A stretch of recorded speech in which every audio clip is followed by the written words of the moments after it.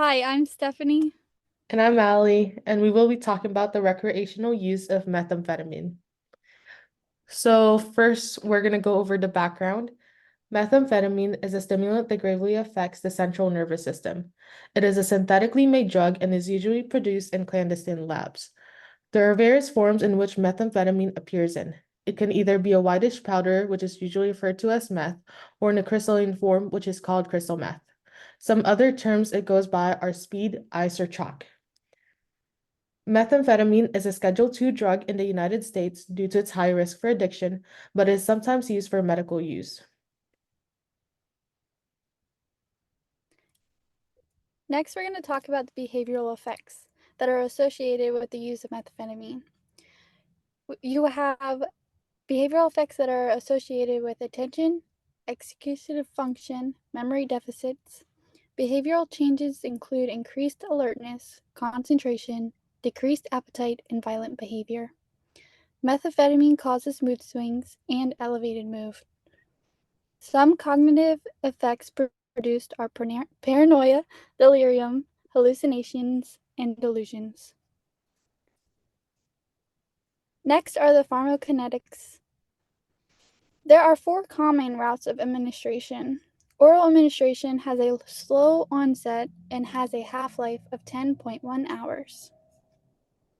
Intranasal administration has a peak concentration of around 5 to 15 minutes.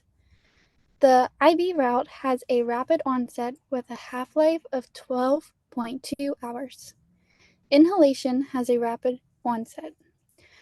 A dangerous form of methamphetamine ingestion is known as parachuting, in which drugs are wrapped in toilet paper or plastic wrap to delay absorption.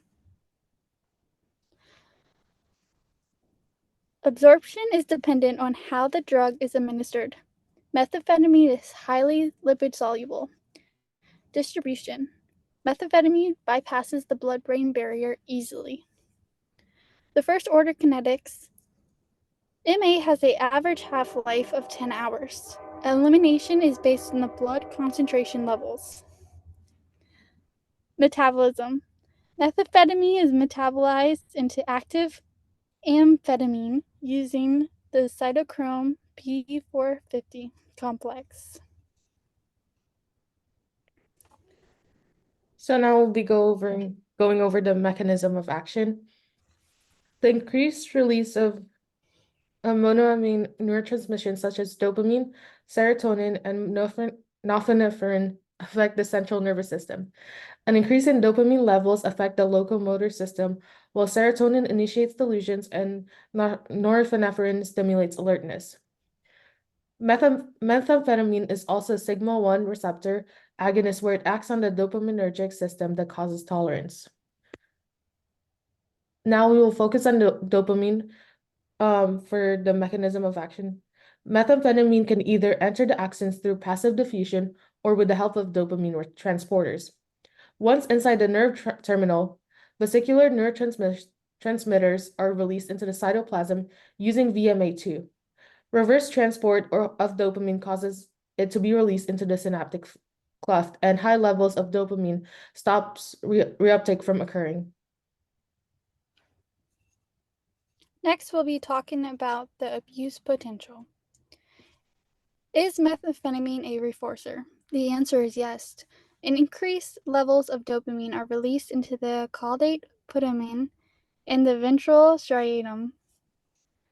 Methamphetamine is a reforcer due to the increased level of dopamine being released into the caudate putamen in the ventral striatum. Physical dependence causes a negative reinforcement to occur when chronic users of methamphetamine continue using it to stop withdrawal symptoms. Some withdrawal symptoms are extreme: fatigue, depression like symptoms, irritability, and disorientation. Metabolic tolerance increases in frequency and increase in dosage. Because users get tolerated to MA, increased dosages are required to obtain the satisfying high, which causes a higher risk for an overdose to occur, making it more dangerous for the users.